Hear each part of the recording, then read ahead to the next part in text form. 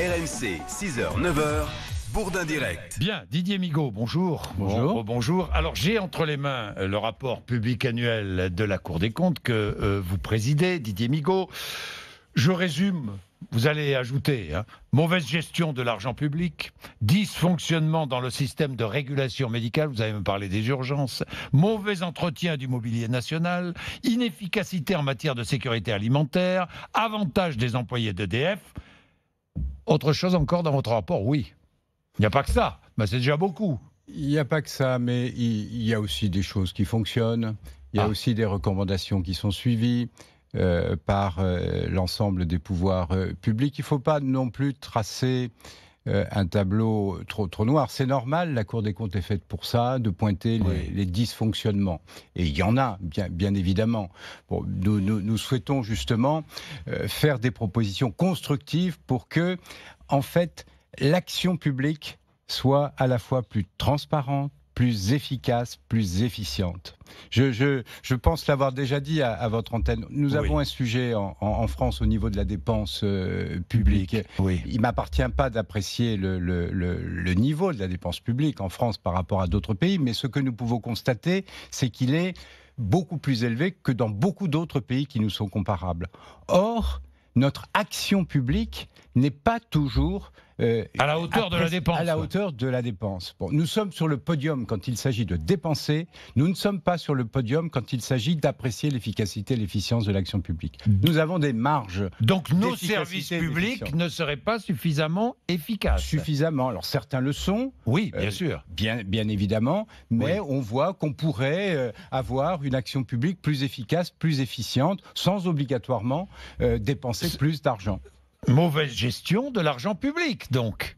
De l'argent public, c'est-à-dire notre argent. Mais à partir du moment où c'est de l'argent public, on doit être exigeant sur le bon usage de cet argent public. Et la Cour des comptes alors, quels sont les gaspillages ? Donnez-moi quelques exemples de gaspillage. Là, vous en avez dans le rapport. Nous nous interrogeons sur les finalités des missions du mobilier national. Ça peut être anecdotique, mais on doit pouvoir s'interroger. Vous savez, il n'y a pas de petites économies, il n'y a pas de petits gaspillages. Évidemment. Et puis, vous avez, bien évidemment, une réflexion qu'il faudrait, par exemple, conduire sur les niches fiscales. 93 milliards de niches fiscales.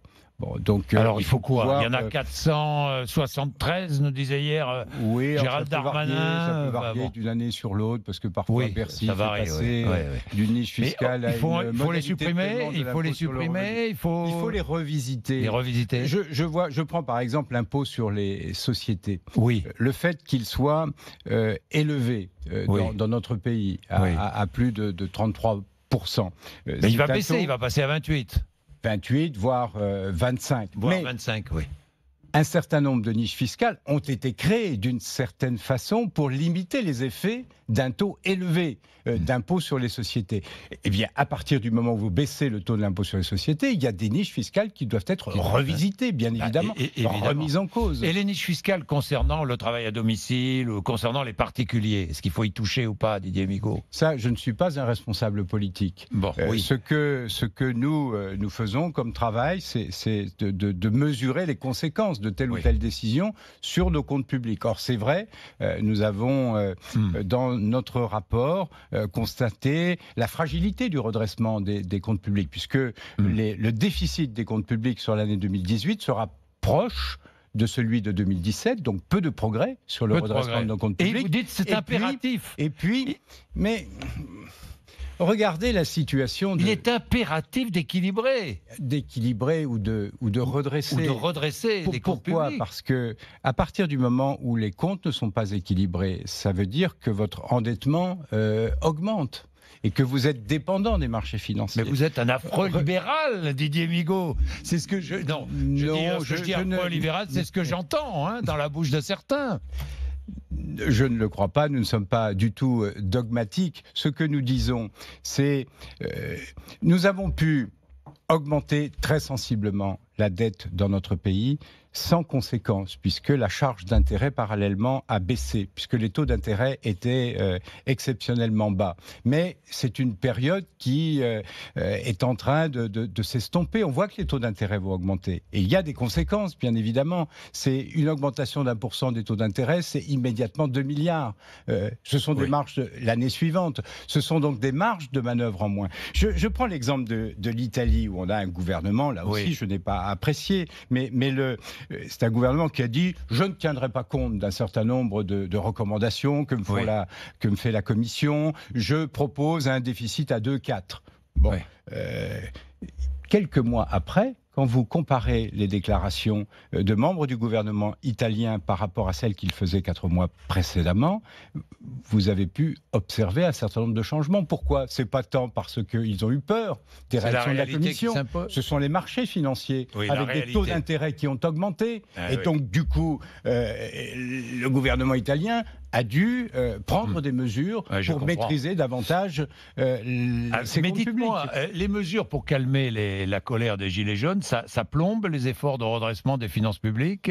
Mais là aussi, ce sont des décisions qui sont prises par le pouvoir politique et nous n'avons pas à les juger, à les apprécier. Nous avons en revanche à demander comment sont financées ces mesures et quelles peuvent être les conséquences sur les comptes publics. Ce que nous avons constaté, par exemple, sur 2019, c'est pour ça que nous nous interrogeons sur la trajectoire de nos finances publiques sur 2019. C'est parce que, après le vote de la loi de finances, qui faisait déjà apparaître un déficit de nos comptes publics à hauteur de 3,2% de déficit, un certain nombre de mesures se sont ajoutées, de l'ordre de 3,7 milliards. Le gouvernement nous dit, je vais les financer par une taxe sur les GAFA et puis par des mesures d'économie nouvelles. Mais pour le moment, ça ne s'est pas concrétisé, ça n'est pas documenté. Donc nous disons, il faut que le gouvernement apporte des précisions sur ce sujet. Nous sommes en plus dans un environnement économique qui s'est plutôt dégradé en fin d'année dernière. Donc l'hypothèse de croissance à 1,7% peut ne pas se réaliser. Vous n'y croyez pas trop, quoi, si j'ai bien compris. Ça peut ne pas se réaliser, en tout cas. Le système de régulation médicale, je voulais insister, parce que, EDF, j'en ai parlé ce matin, les avantages des salariés d'EDF, que vous trouvez... C'est anormal. Vous n'avez pas de jugement à porter, si j'ai bien compris. Vous constatez.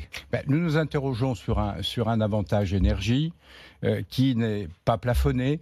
Donc c'est contraire à toute idée de maîtrise raisonnable de la consommation, puisque peu importe ce que vous consommez, vous ne payez pas, ou en très grande partie. Puisque les salariés ne paient que 4%, du prix de base. Sans abonnement et sans taxes qui sont payées par l'entreprise elle-même. C'est 295 millions pour EDF sur l'année. Bon, donc... Il est légitime qu'on puisse s'interroger et poser la question. Vous êtes là pour poser des questions.